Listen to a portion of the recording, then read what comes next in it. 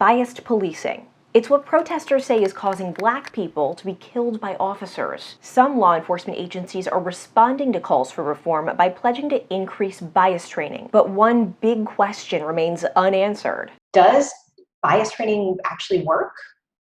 We don't know. I don't think that we can definitively say yes. There hasn't been a controlled study of implicit bias awareness training for police. Let's take a deeper dive into why bias matters in policing, why it's difficult to know for sure if implicit bias training works, and why experts say we should keep doing it anyway.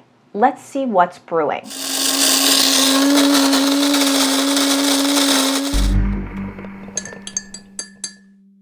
Hi, I'm Jenna Bourne, and I'm an investigative reporter at 10 Tampa Bay. If you're new here, welcome to our caffeine-fueled, homemade deep dive into the issues that matter to you. So one of my coworkers shipped me this mug this week. It says, "As I suspected, I was right all along."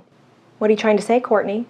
Anyway, I thought it was pretty on brand for a story about bias. A bias is a preconceived notion about how a certain group of people behaves. That can be based on race, age, gender, sexual orientation, the list goes on and on. It's not always something people are conscious of. It can be implicit, affecting your decisions without you realizing it. Implicit bias could impact on an officer's behavior outside of her conscious awareness. It might impact on requests for consent to search. What individuals are selected for detention, how to handle a group of kids on the corner. It can impact on a lot of behaviors.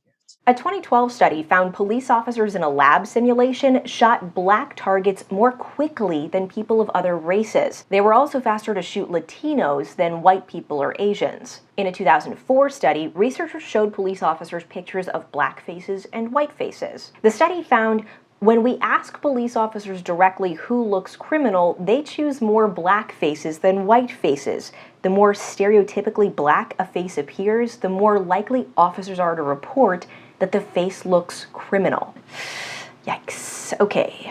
So a common misunderstanding about bias training for police is that it's about eliminating officers' biases. Instead, trainers teach officers to be aware that they have biases and how to control their actions to prevent those biases from affecting how they treat people. St. Pete's police chief tells me officers there do bias training every year. We all have our bias. So let's just, first of all, let's right off the top there.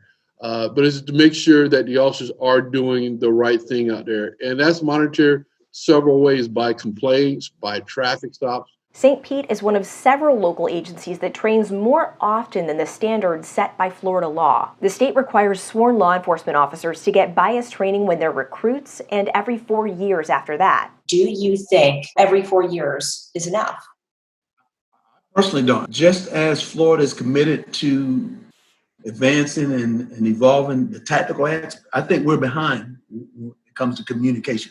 I think all this is a part of communication, de-escalation. It's the same conversation. So no, I think we're behind. The Florida Department of Law Enforcement's instructor manual for discriminatory profiling and professional traffic stops uses an activity called the perils of driving while Black to help students understand real and perceived racial profiling. The course also uses role play to help officers practice how to minimize conflict. One thing I noticed is the copyright at the bottom of each page shows it was written in 2001. All the references are more than 20 years old. While the state requires bias training every 4 years, some law enforcement agencies are doing it more often. Here in Tampa Bay, Largo Police, the Manatee County Sheriff's Office, Pasco Sheriff's Office, Polk County Sheriff's Office, and St. Pete Police tell us they train every year. In 2017, the Commission on Accreditation for Law Enforcement Agencies, or CALEA, changed its standard to require bias training annually, which is why the Polk County Sheriff's Office tells me they made the switch. But here's the thing. As I mentioned at the beginning of this episode, law enforcement agencies have been doing this bias training for decades, with no hard evidence proving that it actually makes a difference. There's no empirical study that I know of that really lets us know whether or not it works. That's the fundamental question we're trying to answer here is, how do we know if this works? Because isn't that the goal at the end of the day, to save lives? Absolutely. And we don't know. For more context, I turned to one of the nation's leading experts on biased policing. There are certain factors that exacerbate the possibility of bias. Dr. Lori Friedel developed the Fair and Impartial Policing Program. It's the top provider of implicit bias awareness training for law enforcement in North America. And, oh yeah, as a criminology professor at the University of South Florida, she lives right here in Tampa Bay. She explains why we don't have solid research yet on this. I think it'd be impossible for researchers to isolate those high discretion decisions to see if implicit bias awareness training actually impacts on those decisions. But she says that doesn't mean we should ditch the training. What would you say to somebody who says, hey, we've been doing implicit bias training for law enforcement for decades, and we still don't have hard proof that it's saving lives, that it's affecting behavior? Why keep investing in it?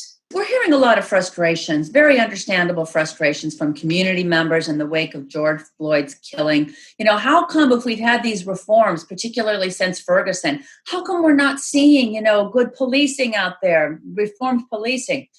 And I have to say this. First of all, implicit bias awareness training is just one part of the reform effort and really important to our model. Training the line level personnel is important, but what's really important is what's happening at the command level. That's why some trainers like Bob Stewart focus on supervisors and command staff. What do we look for, and where do we look to see biased behavior in subordinates? And the second part of that is how to sit down with a subordinate and have a discussion about what you may see that leads you to believe that there may be bias existing in their field activities. Bethune-Cookman University's Justice and Political Studies Department chair says it's important to have a proactive, not reactive approach. You asked if it works. We know that not addressing it doesn't work. And so while we're waiting for more studies to come out to say whether or not it actually is effective in reducing the number of particularly Black men killed that are unarmed, I think that the prevention approach that Dr. Nelson is speaking to is much more effective than waiting until something happens and then say, okay, let's go into the community. And speaking of being proactive, Dr. Friedel has two big suggestions for hiring and training recruits. Number one, hire people who want to be officers because they're concerned about their community and not because they're looking for adventure. And two, train officers in the mindset of a guardian, not a warrior. If there's a topic you think What's Brewing should look into, send us a tip at turnto10@WTSP.com. Subscribe to this channel so you don't miss an episode, and I'll see you next time. Mocha, don't rub up against the tripod leg. Now everybody knows I need a step stool to reach my light.